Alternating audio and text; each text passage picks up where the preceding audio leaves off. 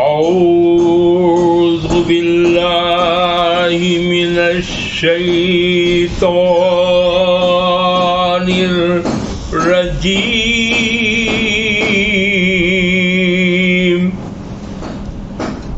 بسم اللہ الرحمن الرحیم.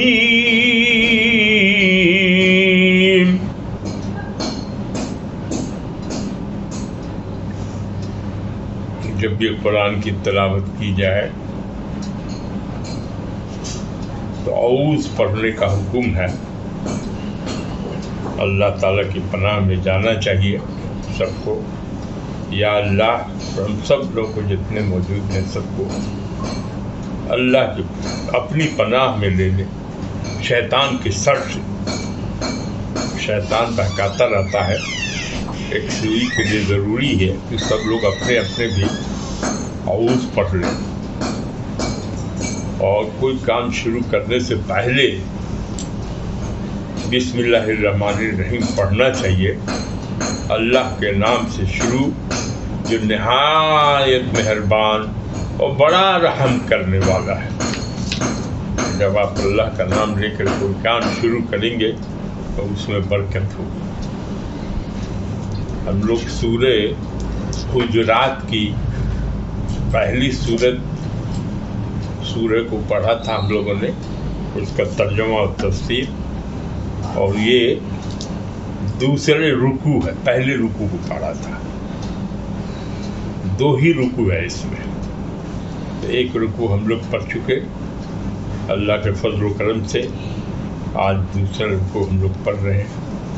اللہ تعالیٰ جو ہے فضل فرمائے تاکہ کوئی غلطی کوئی خامی نہ رہ جائے. یا ایھا الذین آمنوا لا یسخر قوم من قوم عسى ان یکونوا خیرا منهم ولا نساء من نساء عسى أن يكن خيرا منهن ولا تلمزوا أنفسكم ولا تنابزوا بالألقاب بئس الاسم الفسوق بعد الإيمان ومن لم يتب فأولئك هم الظالمون.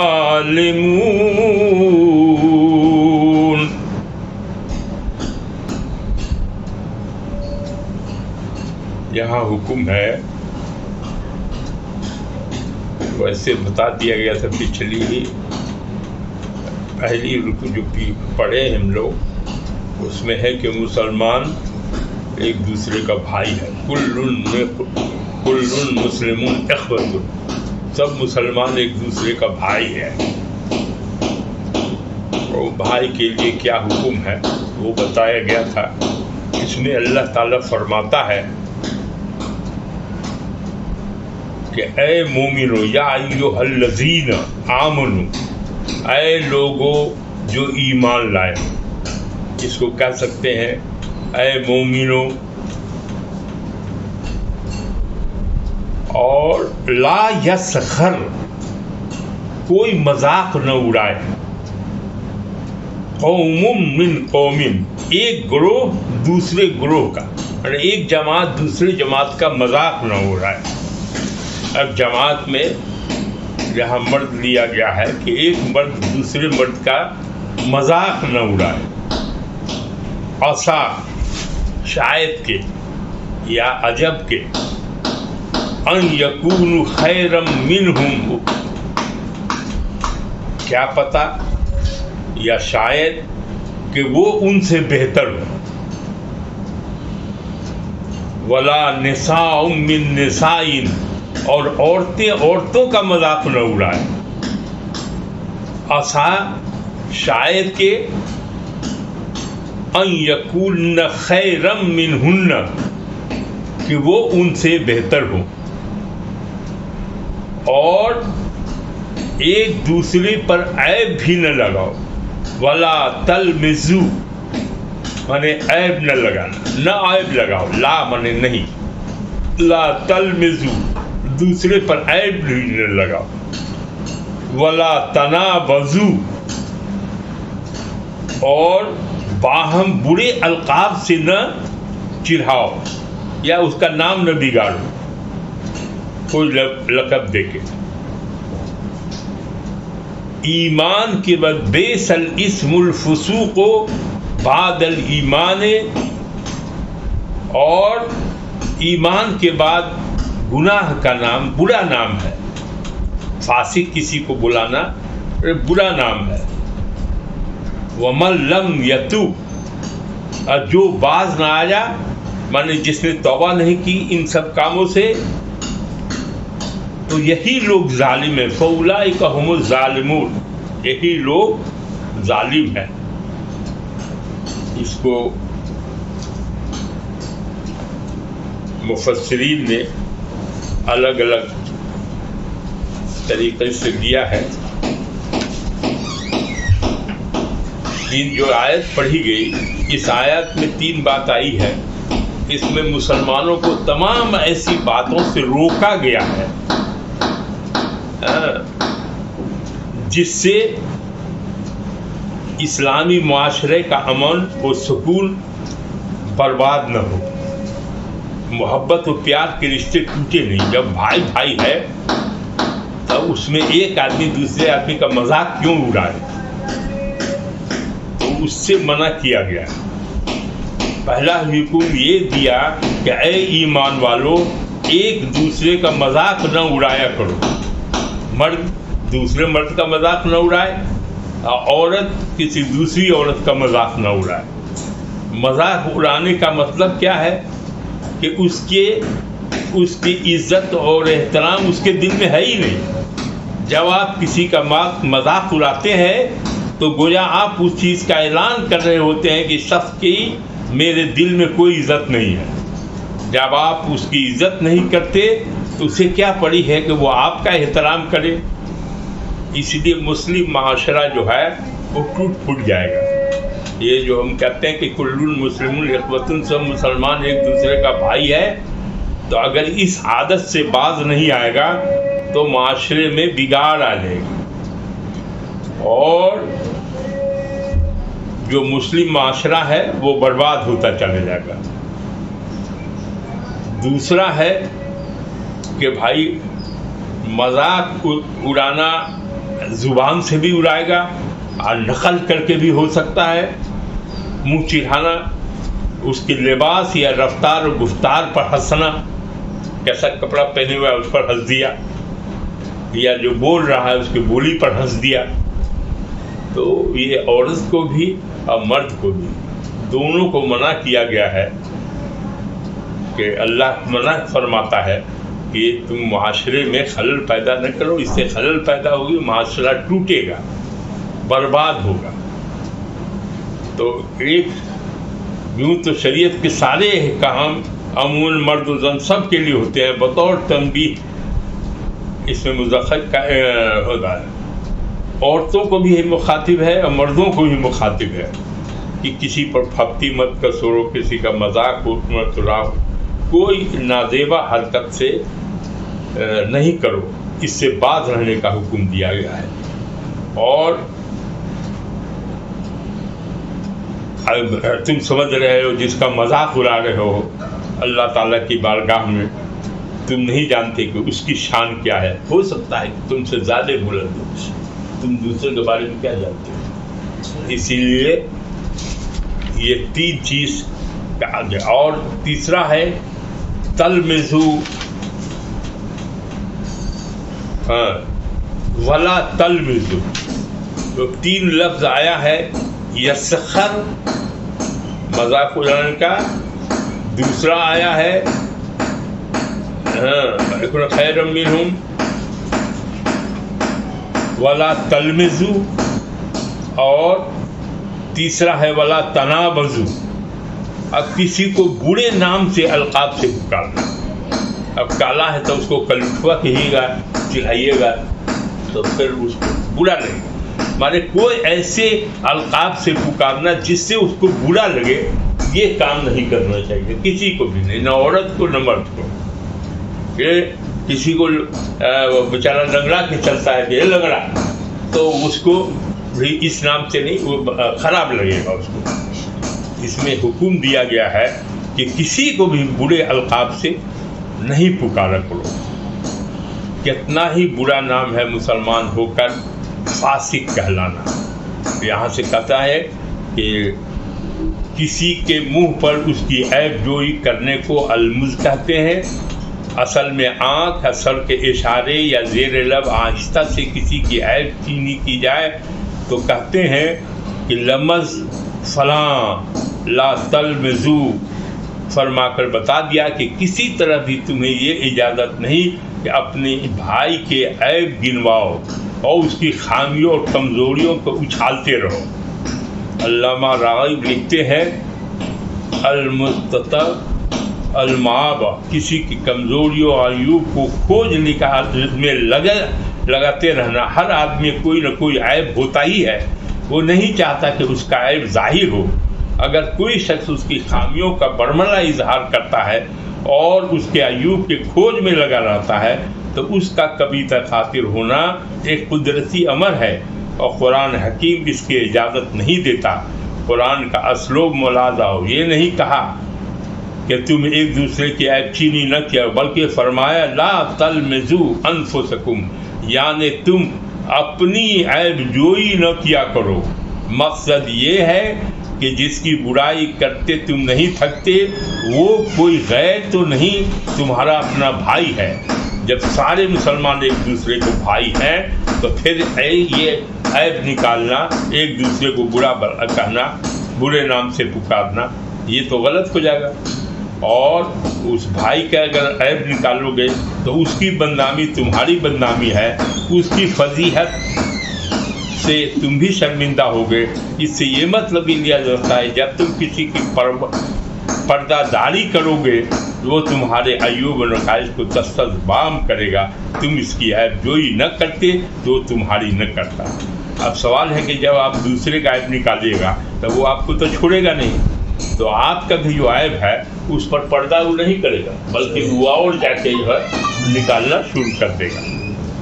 اب یہ تمہارے اپنے کرتوت، اگر کوئی پھر ویسا کرتا ہے تو وہ بھی کرے گا. اگر اپنی عزت کو محفوظ رکھنا چاہتے ہو تو کسی کی عزت پر ہاتھ مت ڈالو.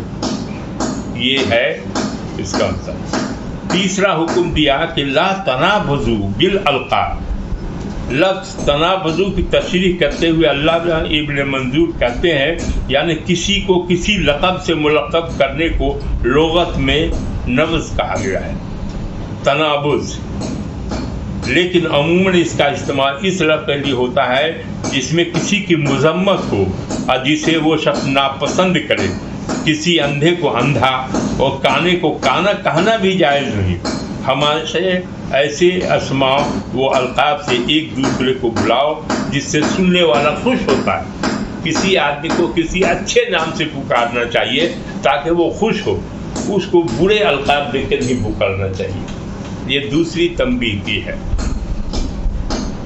اس کے بعد ہے کہ بیان تنبیہ فرما لی گیا تو اب میرے ہو جو تمہیں اب ایسی کوئی نازیبہ حرکت نہیں کرنی چاہیے جس کی وجہ سے تمہیں بدکار اور فاسق کہا جائے.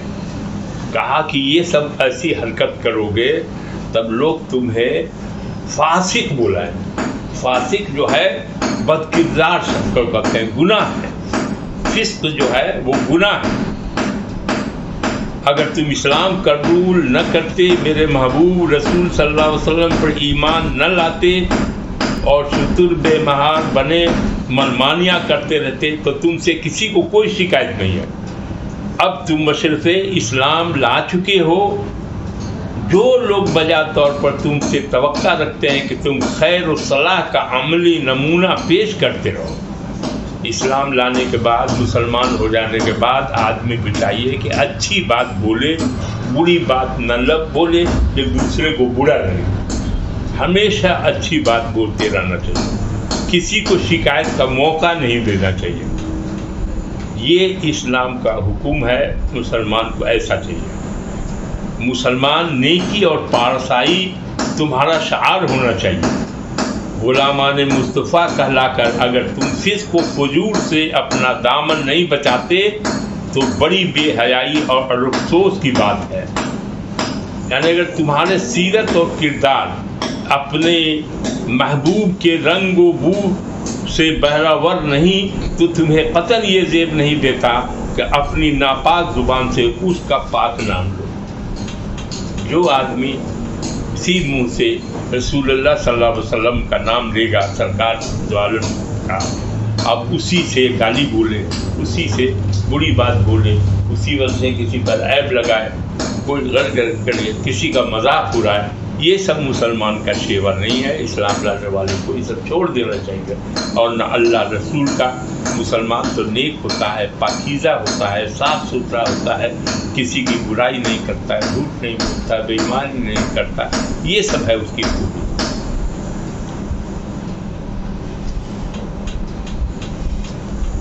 اب ہے کہ اب جو لوگ اس عادت سے بچتے نہیں ہیں اور وَمَن لَّمْ يَتُبْ فَأُولَٰئِكَ هُمُ الظَّالِمُونَ، یہی لوگ جو باز نہیں آتے یہ سب غلط حرکت کرتے ہوئے، تو وہی بے انصاف ہے، وہی ظالم ہے، اسی کو کہتے ہیں ظالم. یا ایھا الذین آمنوا اجتنبوا کثیرا من الظن ان بعض الظن اثم. اور اس کے بعد ہے ظن، مانے کہتے ہیں گمان. کہتے ہیں گمان اچھا بھی ہوتا ہے اور گمان برا بھی ہوتا ہے. تو بدگمانیوں سے تو بچتے ہی رہو. کسی کے بارے میں سوچ لیا کہ وہ ایسا ہے، وہ ایسا ہے، وہ ایسا ہے، وہ ایسا ہے، یہ منع کیا گیا ہے کہ کوئی بدگمانی کرے. اور دور رہا کرو بکثرت بدگمانیوں سے. اے لوگوں جو ایمان لائے ہو، اللہ تعالیٰ فرماتا ہے کہ تم بدگمانی جو ہے وہ مت کرو اور گمان کے پیچھے مت بھاگا کرو. ان بعض الظن اثم، بلکہ بعض بدگمانیاں گناہ ہیں. اس لیے اچھا گمان کرنا چاہیے. جیسے اللہ کے بارے میں ہے کہ ہمیشہ اچھا سوچو کہ اللہ ہم کو جنت دے گا. اب یہ نہیں سوچ رہے ہو کہ اللہ ہم کو کیا نہیں کہ جنت دے گا، جہنم دے گا. یہ نہیں کرنا چاہیے.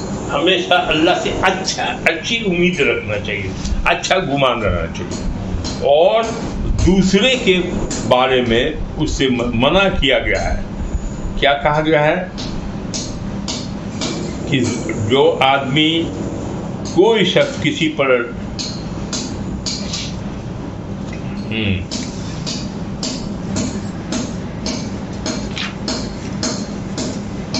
اور کہا گیا ولا تجسسوا، کسی کے پھیر میں مت رہا کرو، ٹوہ میں کہ ارے وہ کیا بول رہی ہے، کیسی ہے. سرگوشی ایک ہوتا ہے کہ اپنا آپس میں کیا، بات کیا، وہ چلے گا.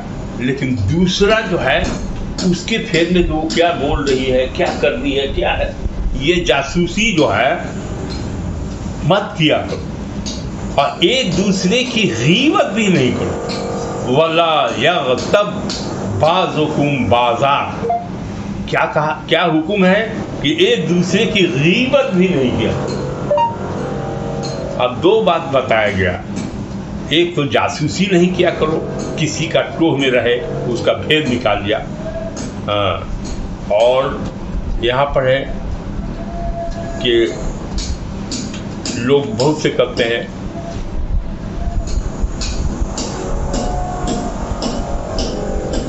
علامہ قد لکھتے ہیں ظن سے ہو گیا کسی مسلمان کے عیبوں کا سراغ لگانا اور اس کے پوشیدہ حالت کو خریدنا ممنوع ہے.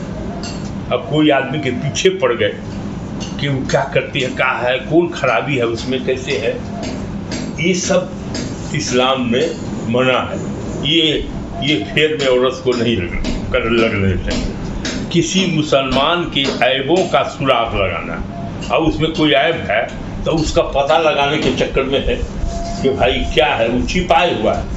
हुक्म है कि किसी का ऐब देखो तो उसको छिपा दो, उसको जो है खोल के मत बताओ। तो ऐब के फेर में कोई जो है किसी मुसलमान के ऐबों का सुराग लगाना और उसके पोशीदा हालत को खरीदना ममनू है एकदम। इसी तरह उसकी पर्दादरी होगी। हालांकि हमें पर्दा पोशी का हुक्म दिया गया है, किसी का ऐब देखो तो उसको छुपा दो। जैसे अल्लाह बहुत से लोगों का ऐब छुपा देता है, अल्लाह तो सब जानता है, लेकिन अल्लाह उसके ऐब को छुपा देता है जिसकी वजह से वो बचता रहता है।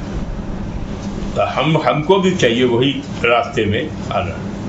जो इस दुनिया में किसी मुसलमान की पर्दा पोशी करेगा, क़यामत के दिन अल्लाह ताला उसकी पर्दा पोशी फरमाएगा।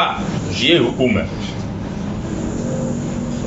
नबी सल्लल्लाहु अलैहि वसल्लम ने इरशाद फरमाया कि यानी ऐ वो गुरोह जो ज़ुबान से तो ईमान लाया है लेकिन ईमान उसके दिल में अभी दाखिल नहीं हुआ है, मुसलमानों की गीबत मत किया करो, उनकी पोशीदा बातों का सौराग मत लगाया करो।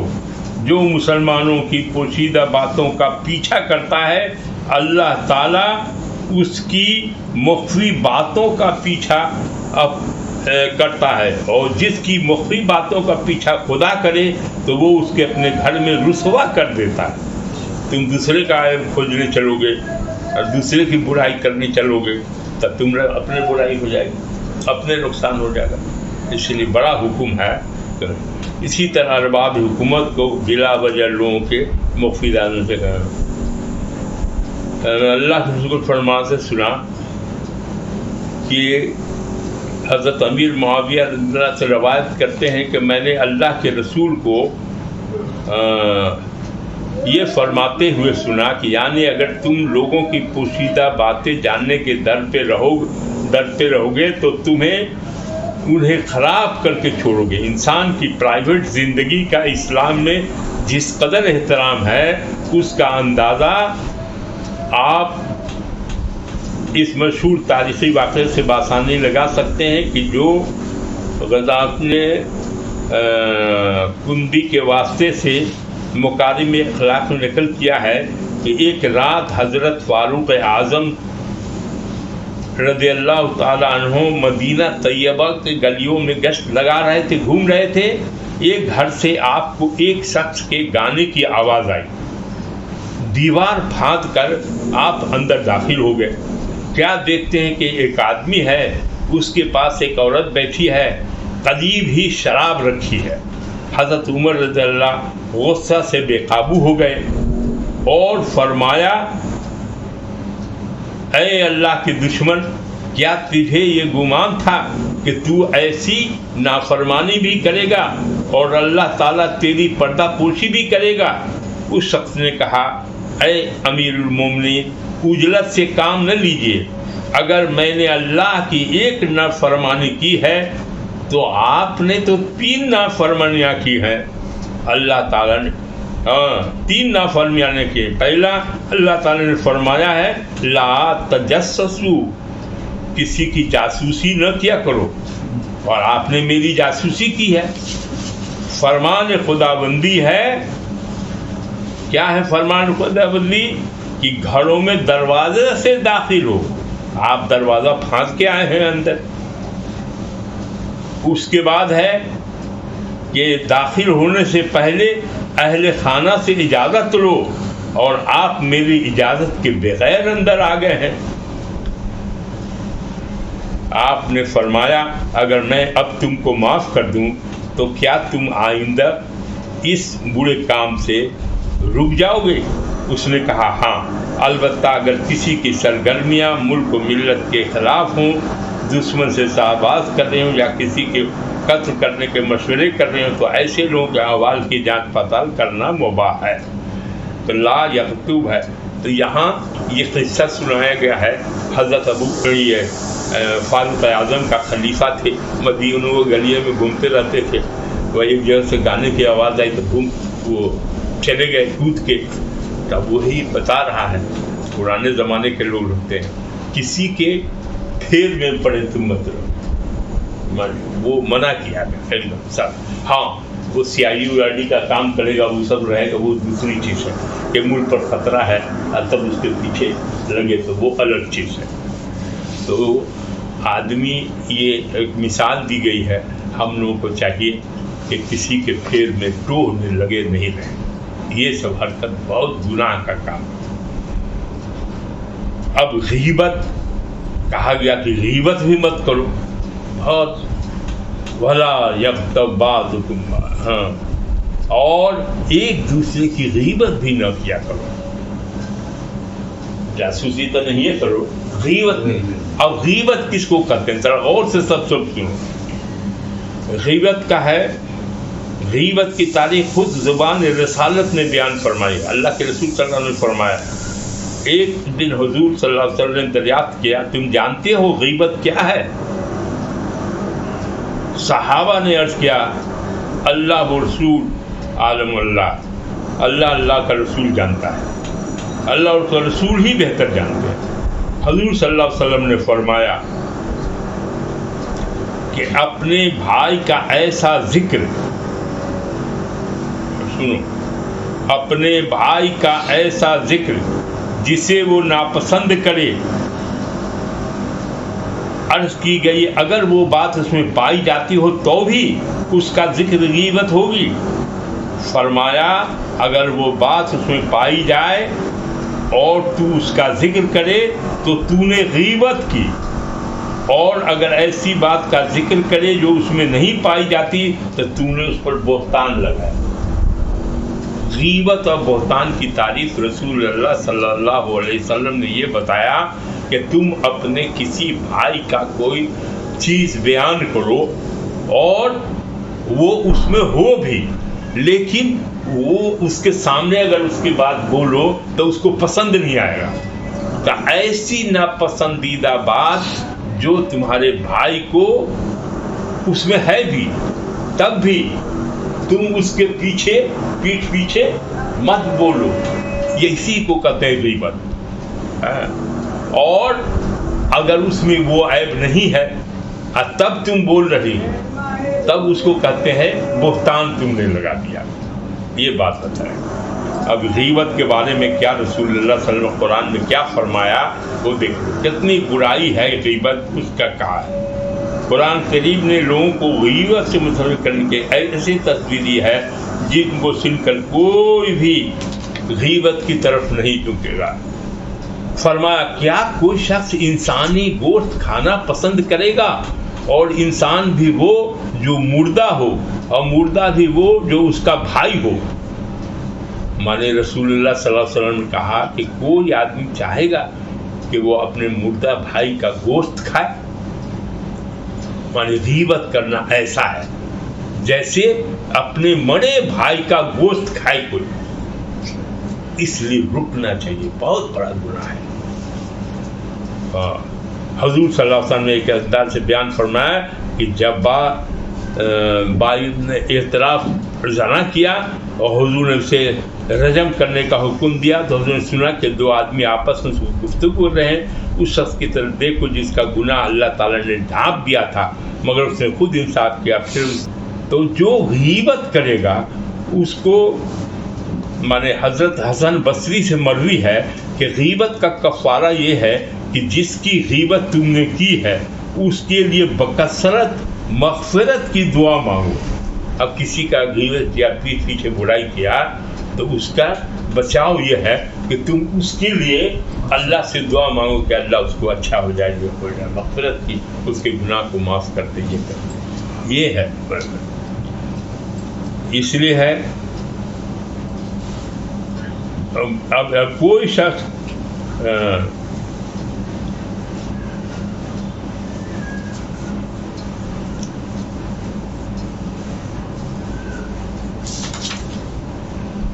کہ ان اللہ بھائی کا گوشت کھایا تم سے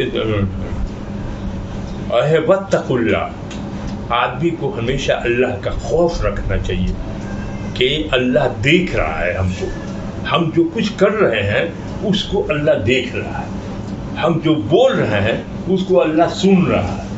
کیوں؟ وہ سننے والا بھی ہے اور جاننے والا بھی ہے اللہ. تو یہ نہیں سوچنا چاہیے کوئی نہیں ہے ہم بول دیا، ارے کوئی نہیں ہے، اللہ تو ہے. اللہ اس کا علم محیط ہے سب جگہ، وہ ان کو خبر ہو جاتی ہے. تو اس میں یہ حکم ہے کہ تم جو ہے جب رسول اللہ صلی اللہ علیہ وسلم نے منع کیا، اللہ قرآن میں منع کیا کہ غیبت مت کیا کرو، کیونکہ بات ایک دوسرے کے غیبت مت کرو. اور غیبت اتنا بڑا گناہ ہے کہ جیسے کوئی اپنے بڑے بھائی کا گوشت کھائے، ایسا ہے. تو اس میں تو گھن لگے گا لوگوں کو، کھانے کا کھا ہی نہیں جائے گا.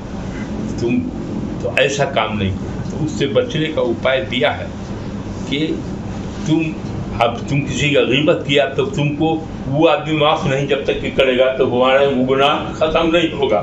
تو اس سے معافی اپنا مانگو اور اللہ سے بھی معافی مانگنی پڑے گی. تو میں اللہ رسول کا جو بتایا ہوا راستہ ہے مسلمان کو اس پر چلنا چاہیے، اپنی مرضی کا نہیں کرنا چاہیے.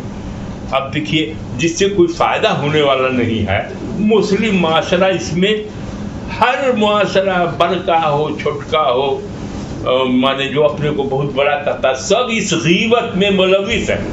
سوسائٹی میں دوسرے کے عیب نکالنے میں رہتا ہے، اور اس میں فائدہ اپنا کیا ہے؟ کچھ بھی نہیں سوائے گناہ ہونے کے. اتنی بڑی سزا ہے دیا ہے.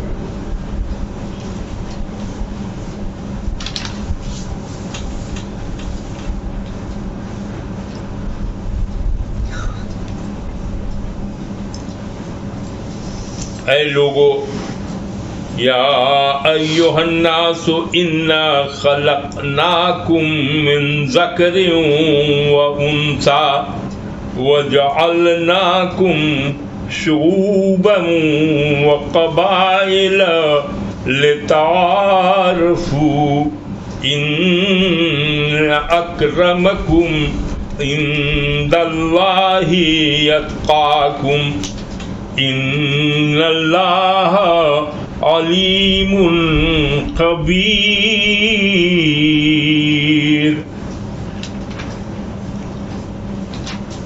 یہ ایک بڑی زبردست آیت ہے یہ، اس کو بڑا غور سے سنو. اس میں لکھا ہوا ہے کہ اے لوگو، اس وقت تھا اے ایمان والو یا اے لوگو جو ایمان لائے. اب مخاطب ہے پوری دنیا، پورا انسانیت، پورا انسان، سب لوگ، عام لوگ بھی، چاہے ہندو ہو، مسلمان ہو، سکھ ہو، عیسائی ہو، کوئی دھرم کا ماننے والے، پوری دنیا کا لوگ. وہ مخاطب ہے کہ اے لوگو، ہم نے پیدا کیا ہے تمہیں ایک مرد اور ایک عورت سے، مانے آدم اور حوا. باپ ہوئے آدم علیہ السلام اور ماں ہوئی حوا. اسی سے انسان پیدا ہوا ہے. اسی سے کیا ہوا ہے؟ انسان پیدا ہوا ہے. اور پھر اسی انسانوں میں سے ہم نے کیا کیا؟ بنا دیا تمہیں مختلف قومیں، مختلف خاندان، قبیلہ بنا دیا، قبائل دیا ہوا ہے. اس لیے کہ لتعارفوا، ایک دوسرے کو پہچان سکو. اب سب آدمی تو ایک ہی آدم، ایک مرد اور ایک عورت سے سب پیدا ہوا ہے. کس لیے پیدا ہوا؟ اب پھر اس کے مختلف قومیں، قبیلے ہو گئی. یہ قبیلہ ہو گیا، یہ خاندان ہو گیا، یہ شعوباً قومیں ہو گئی. تو اس لیے ہو گئی کہ ایک دوسرے کو تم پہچان دو، پہچان کے لیے. ان اکرمکم عند اللہ اتقاکم، تم میں سے زیادہ، لیکن سب سے اچھا آدمی کون ہوگا؟ سب سے معزز آدمی کون ہوگا؟ تو کہا سب سے معزز آدمی اللہ کی بارگاہ میں وہ ہے جو تم میں سے زیادہ متقی ہے، اللہ سے ڈرنے والا، پرہیزگار ہے. اب نسل کی کوئی بات نہیں ہے، مختلف، بے شک اللہ تعالی علیم جاننے والا اور خبیر ہے، سب بارک بھی ہے، یہ ہے۔ اب اس کے صحیح میں فرما گیا ہے کہ یہ جو وطنیت ہے، قوم ہے، رنگ ہے، نسل ہے، زبان ہے، ان تمام بنیادوں کو محور کر کے کہا گیا کہ شریف لوگ وہی ہو سکتے ہیں، عزت دار وہی کہلا سکتے ہیں، بڑے وہی کہلا سکتے ہیں جو تقویٰ والے ہیں، وہی جو اللہ سے ڈرنے والے ہیں، جو پرہیزگار ہیں۔ فرمایا اے لوگو، تم ایک ہی باپ اور ایک ہی ماں کی اولاد ہو، تمہاری نسل کا سلسلہ اس ایک اصل سے جا کر ملتا ہے، تمہارا خالق بھی ایک ہے، تمہارا مادہ تخلیق بھی یکساں ہے جس سے بنا، تمہاری پیدائش کا طریقہ بھی ایک جیسا ہے۔ اتنی بڑی یکسانیتوں کے باوجود تمہارا ایک دوسرے پر برتری کا دعویٰ سراسر کم فہمی اور نادانی ہے۔ اول آدم کا مختلف شعوب و قبائل میں بننا اس لیے نہیں کہ ایک قبیلہ دوسرے قبیلے کو حقیر سمجھے۔ کوئی مسلمان کا یہ بھی بہت بڑا گناہ ہے کہ کوئی مسلمان دوسرے مسلمان کو حقیر نیچی نظر سے دیکھے اور اپنے آپ کو اشرف و اعلیٰ خیال کرے، کہے کہ ہم بڑھتے خاندان کے ہیں، ہم اب جیسے سید بولے گا اپنے کو، ہم سید ہیں، شیخ ہیں، پٹھان ہیں اور دوسرے لوگ ہیں، تو کہے کہ صاحب یہ نیچا ہے، یہ چھوٹی ذات ہے، یہ ہے اور ہم اونچی ذات ہیں۔ یہ سب نہیں ہے، سب ایک ماں باپ کی اولاد میں سے نکلا ہوا یہ سب ہے، اور سب مسلمان اگر ہے تو بھائی بھائی ہے، ہندو بھی ہے، چاہے کوئی بھی ہے، انسان ہے، اور وہ انسان ایک دوسرے سے بڑا تب کہلائے گا، اچھا تب کہلائے گا، اشرف تب کہلائے گا جب وہ تقویٰ اختیار کرے گا، اللہ کا خوف رکھے گا اور کوئی برا کام نہیں کرے گا، ہمیشہ اچھا کام کرے گا اور اللہ ہی کو سب کچھ بڑا سمجھے گا کہ جو کچھ بھی دیا سب اسی کا شکر ادا کرے گا۔ یہ تقویٰ والے لوگ جو ہے، جو پاک لوگ ہے، جو کوئی برائی نہیں کرتا ہے، گناہ سے بچتا ہے، وہ ہے پرہیزگاری جس میں ہے، وہ سب سے بڑا ہے۔ یہ نہیں کہ سید بڑا ہے، شیخ بڑا ہے، پٹھان بڑا ہے، نہیں، ہر انسان بڑا ہے۔ کوئی پکار دے کسی کو جولہا تو برا لگے گا، پکار دے دنیا تو برا لگے گا۔ یہ بری بات بولنے کے لیے دم منع کیا گیا ہے، اور جتنے سے مسلمان ہیں، کل اخوۃ مسلمون، جتنے مسلمان ہیں سب بھائی بھائی ہیں۔ جب بھائی بھائی ہے تو ایک بھائی وہ فلانا ذات ہے، ایک بھائی فلانا ذات ہے، ایک بھائی یہ سب گناہ کی بات ہے، اس میں برتری نہیں ہے۔ اللہ نے قرآن میں فرما دیا صاف صاف کہ جو آدمی پرہیزگار ہے، جو متقی ہے، وہی سب سے عزت والا ہے، اسی کا درجہ بڑا ہے۔ اور ایک انسان کو دوسرے انسان کو نیچی نظر سے نہیں دیکھنا چاہیے نسل کی بنیاد پر، یا آپ کو بڑے دولت مند ہے تو آپ غریب کو دیکھیے کہ آدمی بہت چھوٹا ہے، ایسے ہی ہے، یہ سب گناہ کا کام۔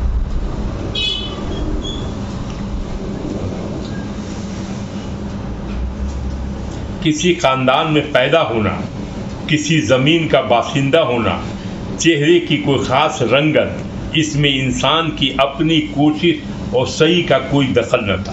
اب کوئی ہندوستان پیدا ہوا، کوئی انگلینڈ میں پیدا ہوا، کوئی فرانس میں پیدا ہوا، کوئی جرمنی میں پیدا ہوا، تو وہ بیچارہ وہ آدمی تھوڑی کہا ہوگا اللہ ہم کو یہاں پیدا کر دو، اس ملک میں کر دو، اس کی کیا خواہش ہے؟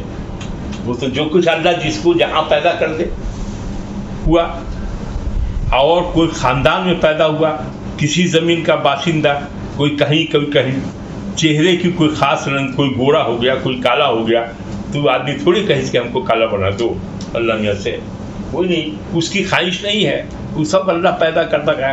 اس میں انسان کی اپنی کوشش اور صحیح کا کوئی دخل نہ تھا، اس لیے قرآن کریم نے اس کو وجہ افتخار قرار نہ دیا۔ البتہ ایک چیز ہے جس سے انسان کا مرتبہ دوسرے لوگوں سے بڑھتر اور اعلیٰ ہو جاتا ہے، اور اس میں انسان کی ذاتی کوشش کا بھی دخل ہے، اور وہ ہے تقویٰ۔ تقویٰ کی بنیاد میں الگ ہو سکتا ہے انسان۔ اب ایک شرابی ہے، اب ایک آدمی نماز نہیں پڑھتا ہے، دوسرا جو ہے اللہ کی عبادت کرتا ہے، جو رسول اللہ صلی اللہ علیہ وسلم کی شریعت ہے اس پر ٹھیک سے چلتا ہے اور اللہ سے ڈرتا ہے، کوئی برا کام نہیں کرتا ہے، وہ آدمی اچھا کر رہا ہے، اس کا مرتبہ، اس کی عزت بہتر ہو۔ لیکن یہ نہیں ہوگا کہ اس نسل کا ہے اس لیے ہو گیا، اس رنگ کا ہے اس لیے ہو گیا، اس ذات میں پیدا ہوا اس لیے ہو گیا وہ بڑا، یہ کوئی فرق نہیں، سب انسان برابر ہے کیونکہ سب اللہ کا بندہ ہے۔ تقویٰ کی بنیاد پر جو معزز محمتن ہوگا وہ فخر و غرور سے اکثر پاک ہوگا، اور ایسے شخص کا وجود نہ صرف اپنے ملک اور قوم کے لیے باعث خیر و برکت ہوگا بلکہ تمام نوع انسانی اس کے فیوز و برکات سے مستفید ہو کر رہے گی۔ حضور رحمت عالم صلی اللہ علیہ وسلم نے مختلف مواقع پر بڑے اثر انگیز انداز میں اس حقیقت کو بیان فرمایا ہے۔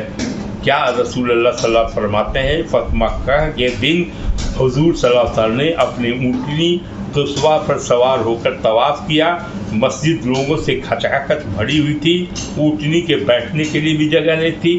حضور صلی اللہ علیہ وسلم کو لوگوں کے بازو کا سہارا لے کر اونٹنی سے اترے، حضور نے خطبہ ارشاد فرمایا۔ کیا فرمایا؟ تو سب تعریفیں اللہ کے لیے، بڑے غور سے سنو، کے لیے ہے جس نے تم سے عہد جہالت کی خامیاں دور کر دی اور تمہیں تکبر سے پاک کر دیا۔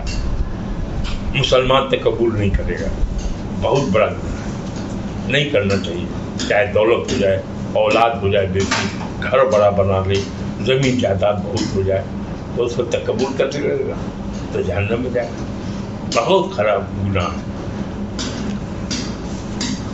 ہاں، سب تعریفیں اللہ کے لیے ہے جس نے تم سے عہد جہادیت کی خامیاں دور کر دی اور تمہیں تکبر سے پاک کر دیا۔ اے لوگو، انسانوں کے بس دو ہی گروہ ہیں، دو ہی جماعت ہیں، پورا انسان ہے، اس میں کیا ہے؟ دو ہی جماعت ہے، ایک نیک متقی جو اللہ کے لیے نزدیک، اللہ کے نزدیک محترم ہے۔ دو گروپ ہیں پوری دنیا، جتنے بھی انسان ہیں سب میں کیا ہے؟ ایک گروہ تو وہ ہے جو اللہ کی عبادت کرتا ہے، متقی کہلاتا ہے، جو تقویٰ کا اختیار کرتا ہے۔ اور دوسرا گروہ کون سا ہے؟ دوسرا ہے بدکار، بدبخت، جو اللہ کے نزدیک حقیر ہے، ورنہ سارے انسان آدم کی اولاد ہیں، اور اللہ تعالیٰ نے آدم کو مٹی سے پیدا فرمایا۔ اور حجۃ الوداع کے موقع پر حضور صلی اللہ علیہ وسلم نے کیا ارشاد فرمایا تھا؟ کیا فرمایا تھا کہ اے لوگو، تمہارا رب ایک ہے۔ کسی عربی کو عجمی پر، کسی عجمی کو عربی پر کوئی فضیلت نہیں ہے، نہ کسی کالے کو سرخ پر اور نہ کسی سرخ کو کالے پر برتری حاصل ہے، بجز تقویٰ۔ اللہ کے نزدیک تم میں سے زیادہ عزت والا وہ ہے جو زیادہ متقی ہوگا۔ لوگو، کیا میں نے اللہ کا حکم پہنچا دیا؟ سب نے ایک زبان ہو کر کہا، یا رسول اللہ، بے شک آپ نے پہنچا دیا۔ فرمایا، یہاں جو موجود ہے وہ یہ حکم ان لوگ تک پہنچا دے جو یہاں موجود نہیں ہے۔ یہ ہے اللہ کے رسول کا بیان جو حجۃ الوداع میں دیا تھا کہ سارے انسان برابر ہیں، فرق کیا ہے؟ جو اللہ والا ہے، تقویٰ والا ہے، اس کی عزت ہے، اور جو فاسد ہے، فاجر ہے، اس کا تو کوئی حل نہیں ہے۔ یہی ہے دو۔ اور تیسرا نسل کا کہ فلانے ہیں فلانے ہیں، قیامت کے دن اللہ تعالیٰ جو سوال جواب کرے گا، یہ نہیں کہے گا کہ تم سید ہے، کہ سکھ ہے، کہ پٹھان ہے، کہ فلانا ہے، کہ کہاں سے آ گئے؟ نہیں پوچھے گا کہ دیوبندی ہے، کہ بریلوی ہے، کہ ارے تمہارے اعمال نامے لکھے جائے گی، تم اچھا کام کیا تو جنت میں جائے گا، تم نے برا کام کیا ہے تو جہنم میں جائے گا، اللہ نے بتایا ہوا۔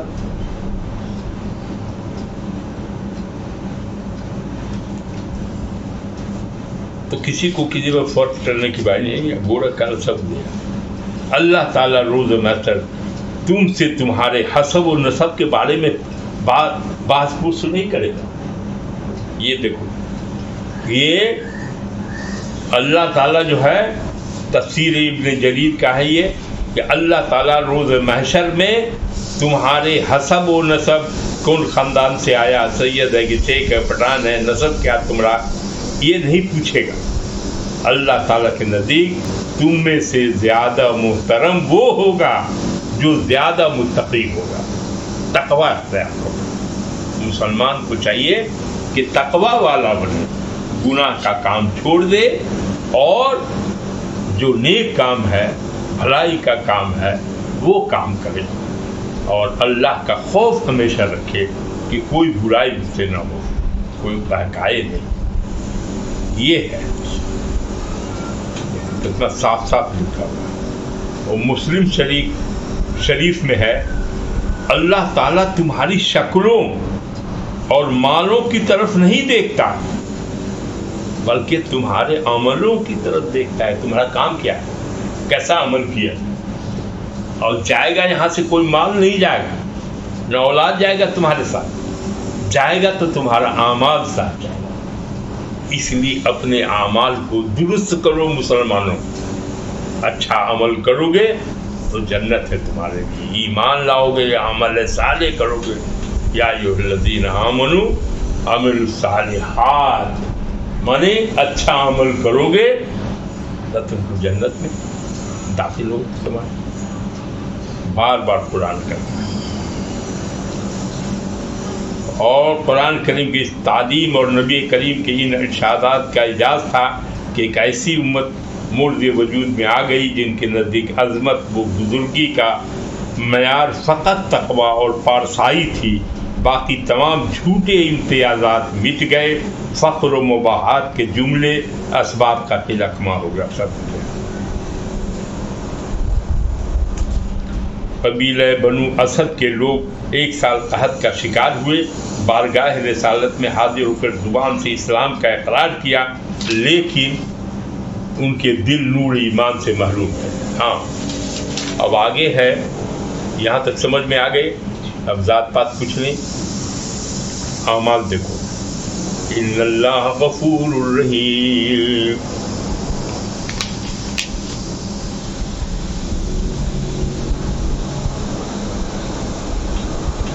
بے شک اللہ عظیم و قریب، جب ہو گیا اتقا کو خوب سمجھ میں آ گئی ہے یہ بات۔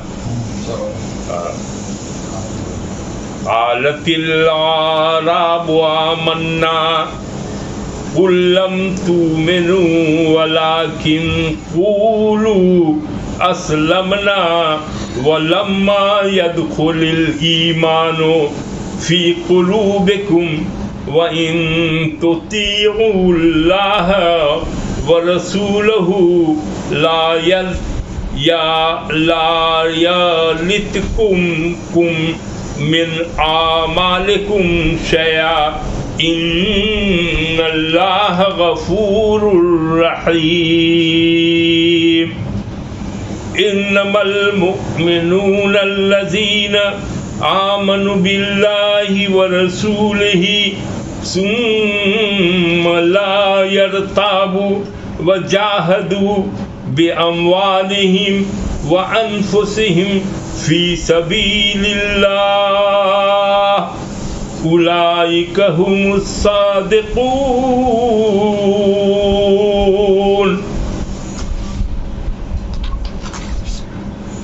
یہاں ذکر ہو رہا ہے کہ دیہات میں لوگ ہیں، اس کو اعراب ہے دیہاتی لوگ، بدو لوگ۔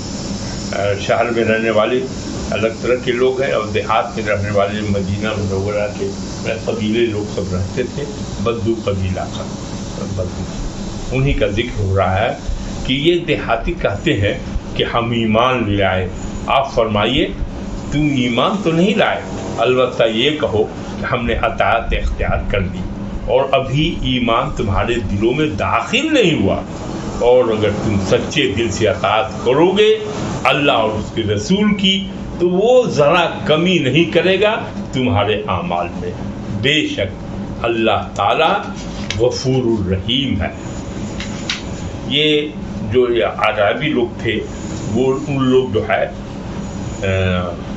بلڈ سے لیے آئے تھے اسلام کے، ہم بھی مسلمان ہیں، تو ان کو کہا گیا کہ بھائی اس کا ذکر آ رہا ہے قرآن میں ہے، قبیلہ بنو اسد کے لوگ 1 سال قحط کا شکار ہوئے، بارگاہ رسالت میں حاضر کر زبان سے اسلام کا اقرار کیا، لیکن ان کے دل نور ایمان سے محروم تھے، انہوں نے مدینہ کے راستوں کو غلاظت سے بھر دیا۔ وہ حضور صلی اللہ علیہ وسلم کے خدمت میں آ کر عرض کرتے کہ ہم اپنے مال بچے لے کر آپ کے پاس آ گئے ہیں، دوسرے قبائل دوسرے قبیلے کا لوگ طرح ہم نے آپ کے ساتھ جنگ نہیں کی، اس لیے آپ ہمیں ہماری ضروریات مہیا فرمائیے۔ اس طرح وہ حضور پر اپنا احسان جتلاتے۔ اس کے علاوہ اور بھی کئی قبائل، مزینہ، جزینیہ، وہ اسلم، یہ سب قبیلے سب کا نام ہے، وہ احسان جتلاتے، ایسی بات کرتے۔ اللہ تعالیٰ نے اپنے محبوب کو حکم دیا کہ انہیں فرما دے تمہارے دلوں نے ایمان قبول نہیں کیا، تم تو فقط دنیاوی مفاد حاصل کرنے کے لیے اور قتل و اسیری سے بچنے کے لیے مسلمان کے زمرے میں شامل ہو گئے۔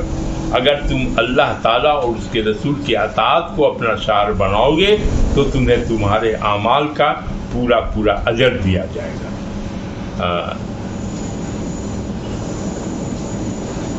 اب اس میں 2 طرح کی بات ہوئی کہ اسلام میں داخل ہو گیا لیکن ایمان اس کے دل میں داخل نہیں ہوا۔ 2 چیز ہے، اسلام لانا اور بات ہے، اور اللہ کے رسول پر جب تک کہ صدق دل سے اللہ اور اللہ کے رسول پر صدق دل سے ایمان نہیں لائے گا اور رسول جو حکم دے اس کو نہیں مانے گا اور وہ اپنے مال اور جہاد نہیں کرے گا اپنے جان اور مال سے، تب تک کہ مسلمان وہ نہیں کہلائے گا۔ اور یہ کرتا تھا کہ بھائی ہم کو اناج دے دیجیے، یہ دیجیے، وہ دیجیے، کہتے ہیں بھوکے مر رہے ہیں، ہم بھی مسلمان ہو گئے، تو وہ یہ جتلاتے تھے کہ ہم مسلمان ہو گئے ہیں تو ہم کو بھی سب جو فتوحات سے جو مال غنیمت آتا تھا اس میں حصہ دیجیے، ہم کو بھی دیجیے، بال بچہ۔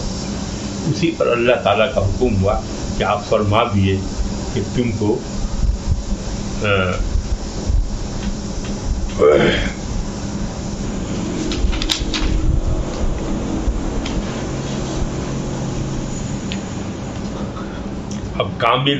اب کہا کہ بھائی تم ایمان نہیں ہو تو ایمان والا کون مومن ہوگا؟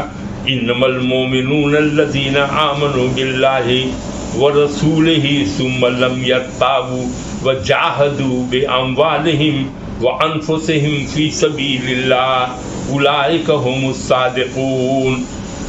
اس میں جواب دیا جاتا ہے سچے مومن کی وضاحت کیا ہے۔ ہر شخص جو اپنے آپ کو مسلمانوں کے گروہ میں شامل کر دے مومن کہلانے کا مستحق نہیں ہے، بلکہ اس کے لیے ضروری ہے کہ اس کا دل ہر شک اور شبہہ سے پاک ہو، اور جب اسلام کی سربلندی کے لیے مال اور جان قربان کرنے کا موقع آئے تو وہ بلا تعامل ہر چیز بخوشی قربان کر دے۔ اب قرآن کی اصطلاح میں ایمان اور اسلام 2 الگ چیز ہے۔ اسلام یہ ہوا کہ لا الہ الا اللہ پڑھ لیا، محمد رسول اللہ کہہ لیا، یہ ہو گیا، اسلام میں داخل ہو گئے، آپ مسلمان بننا چاہتے ہیں تو ہو گئے۔ لیکن ایمان والا بننے کے لیے کہ جو اللہ کا حکم ہے، جو رسول کا حکم ہے، اس کی اگر اطاعت آپ نہیں کریں گے اور اللہ نے حکم دیا جہاد کا، آپ جان مال سے آپ اس کا جہاد نہیں کریں گے تب تک ایمان آپ کے دل میں نہیں جائے گا۔ اس لیے اسلام آ جانا الگ ہے اور یہی ہے۔ حضرت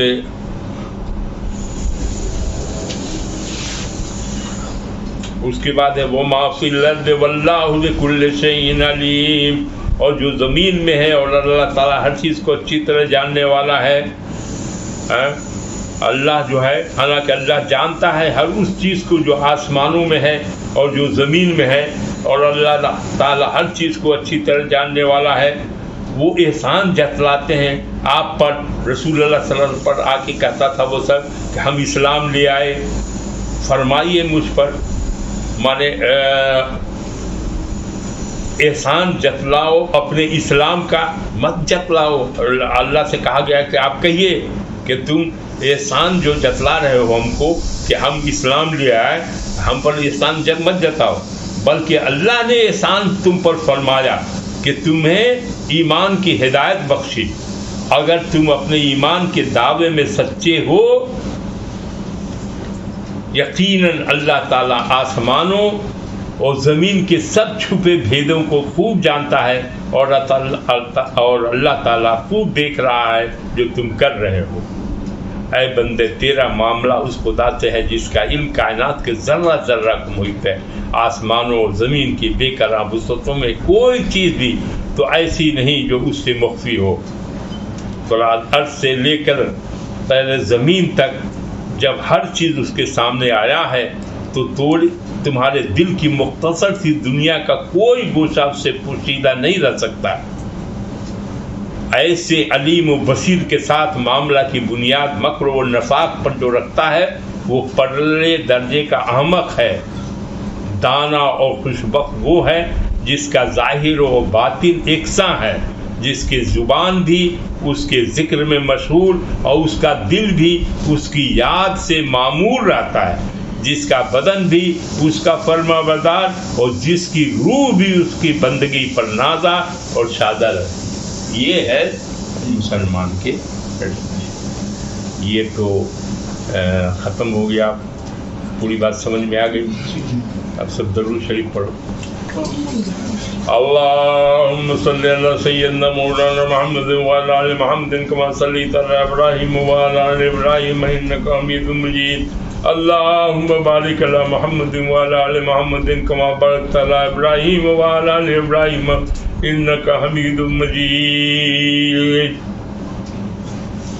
اللہ ہم لوگ جو ابھی سورہ حجرات کی رکوع نمبر 2 کی تلاوت کی ہے اور اس کا ترجمہ و تفسیر بیان کیا ہے، اے اللہ اس میں جو خامی ہو اس کو معاف کرتے ہوئے اسے قبول کر لیا جائے، اور اس کا جو ثواب ہو سرکار دو عالم صلی اللہ علیہ وآلہ وسلم، ان کی آل، ان کے ازواج، ان کے اصحاب، ائمہ، صلحاء، بزرگان دین، جتنے مومن مومنات ہیں سب اس کا پہنچے.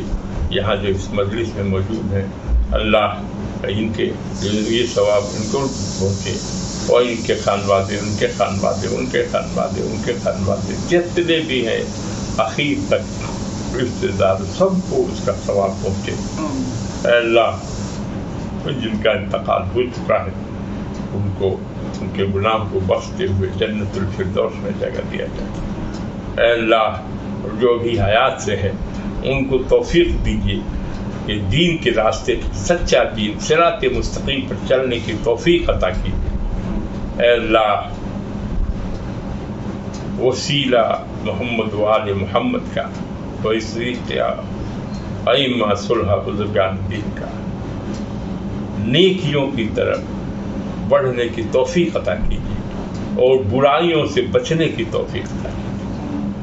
اللہ جب تک آپ کی رحمت نہیں ہوگی، جب تک آپ کی توفیق نہیں ہوگی کہ انسان اچھے راستے میں چلنے کی کوشش کرتا ہے اور بغیر اللہ کی مدد کے کوئی منزل تک پہنچ نہیں سکتا.